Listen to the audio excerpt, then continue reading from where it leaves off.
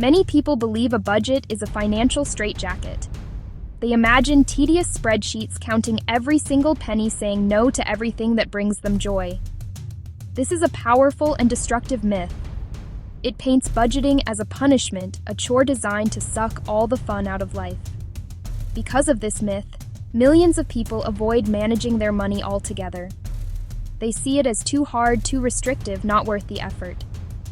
This avoidance tactic, however, is what truly restricts them, leaving them feeling stressed and out of control, wondering where their money went at the end of each month. The truth is, a good budget is not about restriction. It is about freedom. It is a conscious spending plan, a tool that empowers you to direct your money toward the things you truly value. Instead of feeling guilty about buying a coffee, going out with friends, a budget gives you permission to spend, guilt-free. It helps you make deliberate choices, aligning your spending with your personal rich life. The 50-30-20 rule is refreshingly straightforward. It's a guideline for dividing your after-tax income, the actual money that hits your bank account, into 3 simple categories. First, 50% for needs. Second, 30% for wants. Finally, 20% for savings and debt repayment. That's the whole framework. Simple and powerful. You don't need fancy software or an accounting degree.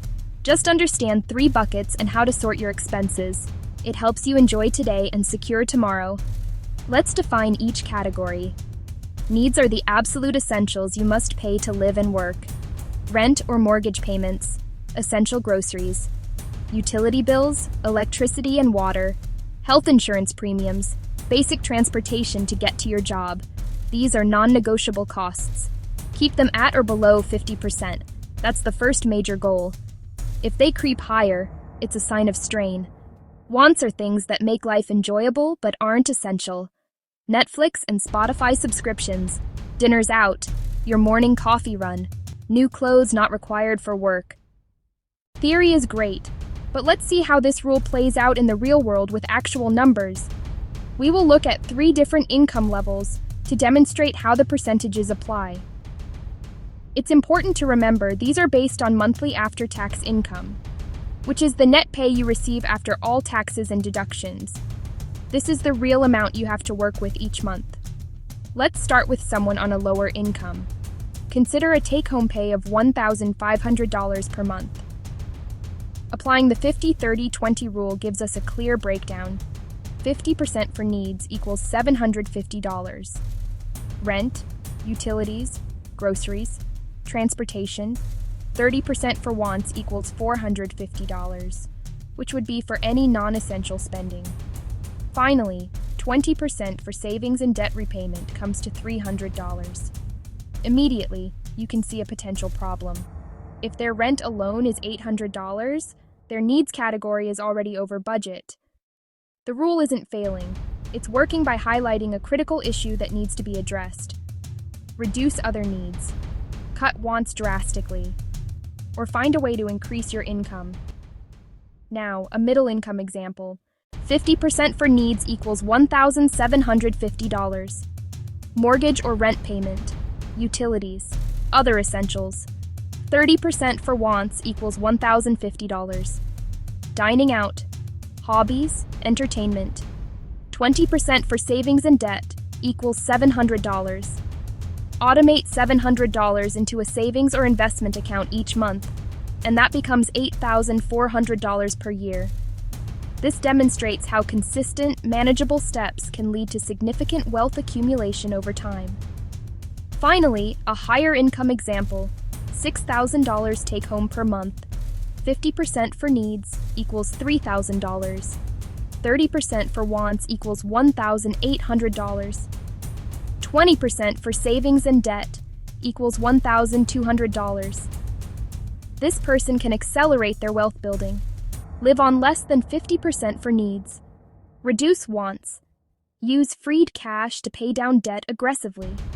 Or max out retirement accounts, putting you on a faster track to financial independence. Let's get started.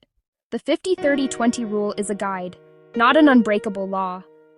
For many people, especially those on a lower income, keeping needs at or below 50% can feel impossible. If you live in a high cost of living area, it can feel impossible. If your numbers show essential expenses are taking up 60%, 70%, or even more of your income, do not despair. This is not a sign of failure. It is a signal you need to adjust the framework and get strategic. First step, acknowledge reality and focus on reducing core costs or increasing income. When needs exceed 50%, triage the situation. Scrutinize your needs category. Any hidden wants disguised as essentials? Grocery bill? Are expensive organics inflating it? Is your phone plan the most expensive one?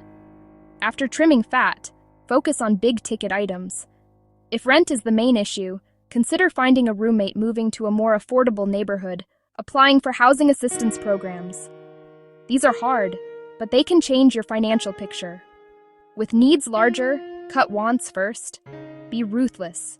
Temporarily, eliminate dining out. Pause non-essential shopping.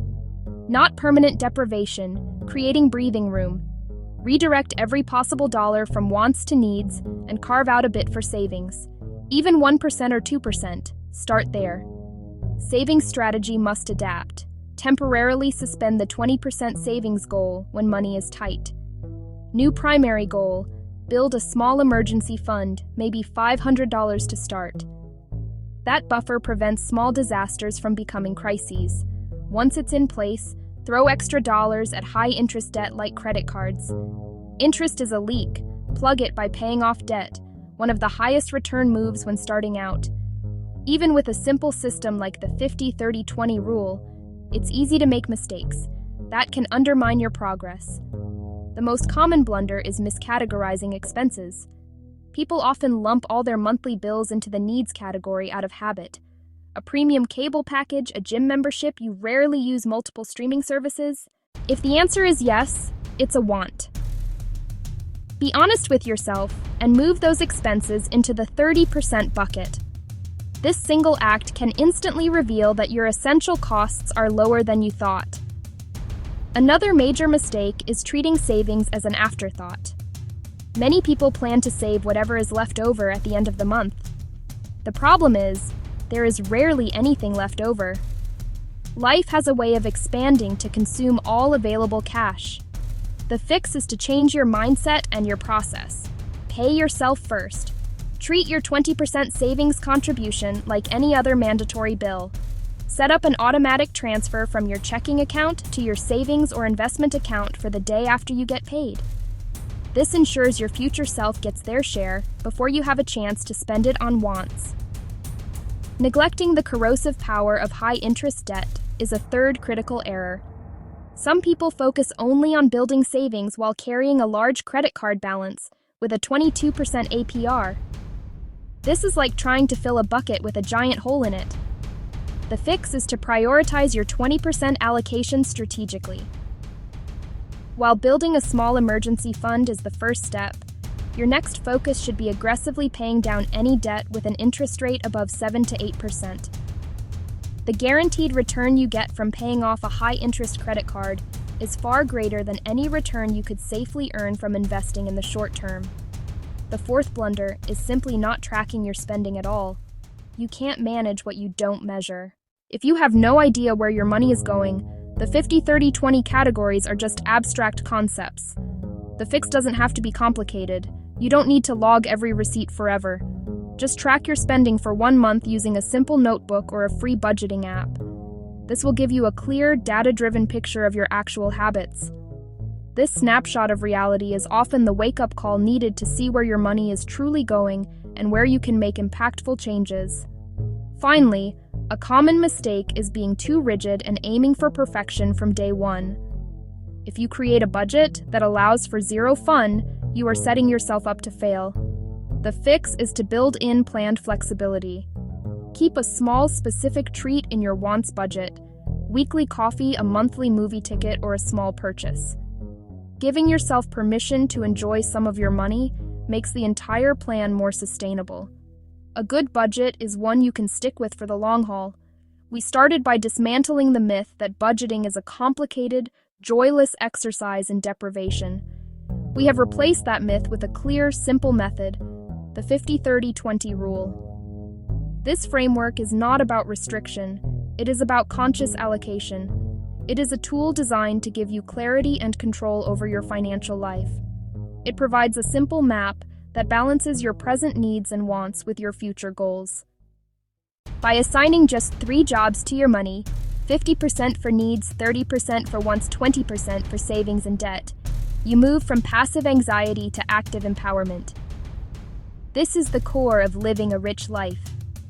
The power of this rule is its ability to provide immediate feedback. It shows you where you stand right now.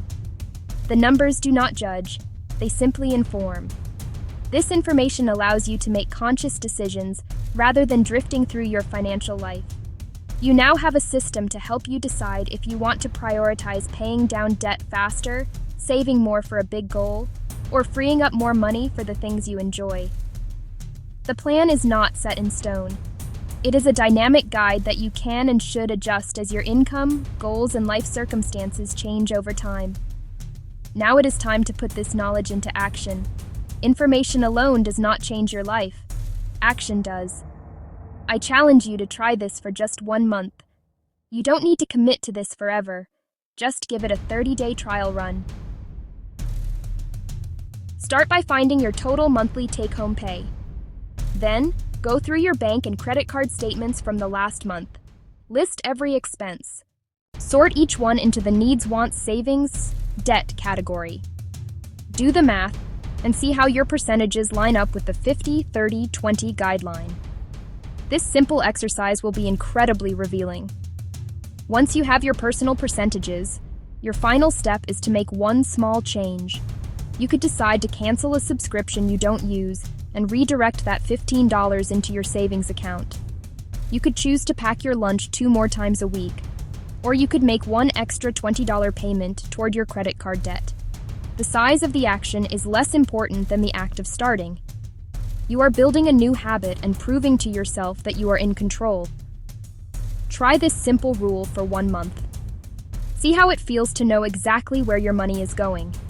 This is the first step toward making your money work for you, not against you.